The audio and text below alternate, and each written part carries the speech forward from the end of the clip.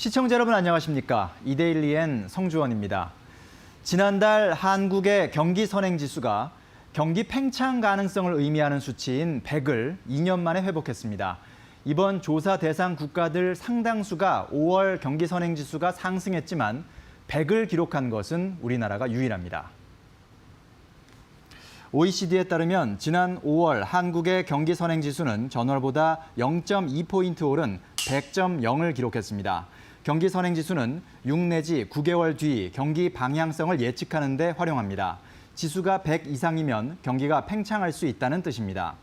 다만 코로나19 재확산 우려가 제기되는 상황에서 경기 선행지수 수치에 큰 의미를 두기 어렵다는 해석도 나오고 있습니다. 지난달 주식과 회사채 발행 규모가 전월 대비 40% 증가한 것으로 나타났습니다. 코로나19 사태 이후 얼어붙었던 자금 시장이 일부 회복되고 있다는 분석이 나오고 있습니다.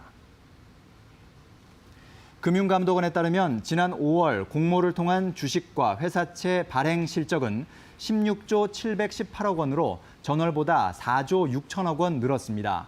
4월에는 한 건도 없었던 기업 공개가 지난달에는 2건 있었고 유상증자도 3건 있었습니다. 회사채 발행 규모도 지난 3월과 4월 연이어 줄다가 5월에는 전월 대비 4조 4,761억 원 늘며 증가로 전환했습니다. 지난해 일본의 수출 규제 발표 이후 1년 새 국내 일부 반도체 소재 업체와 국내 소비재 업체의 주가가 2배 이상으로 급등한 것으로 나타났습니다.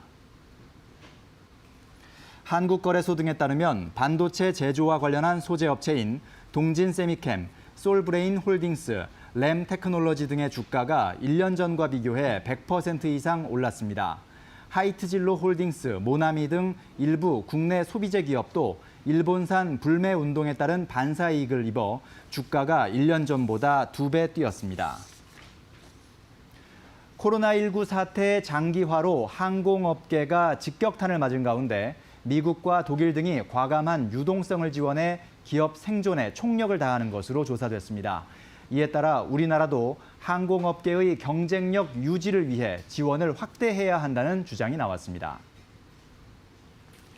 전국경제인연합회가 주요국의 코로나19에 따른 항공산업 지원 현황을 분석한 결과 미국은 항공사 자산 대비 10% 수준에 달하는 지원에 나섰고 독일은 루프트한자 자산 규모의 21% 수준을 지원합니다.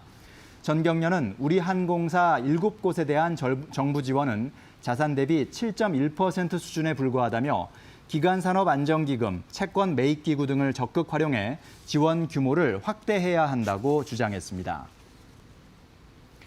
케이블 TV 대신 이동통신사의 IPTV가 대세로 떠오르면서 유료 방송업계의 새판 짜기가 한창입니다.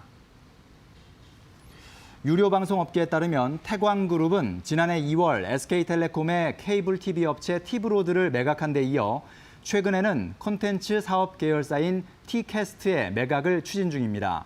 딜라이브도 자사 매각과 별도로 계열 MPP인 IHQ의 분리 매각을 적극 검토하고 있습니다.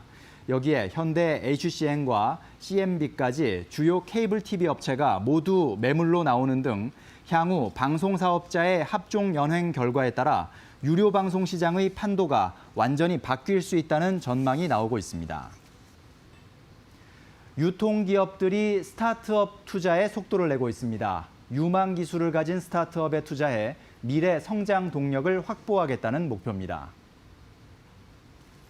신세계그룹에 따르면 신세계인터내셔널과 신세계백화점, 센트럴시티는 공동 출자 형태로 다음 달 중 기업형 벤처캐피털 CVC를 설립합니다. 신세계 측은 유망 스타트업에 대한 선제적 투자로 신성장 동력을 발굴하는 동시에 신세계그룹과 시너지를 낼 수 있는 신규 사업을 모색하는 것이 목표라고 밝혔습니다.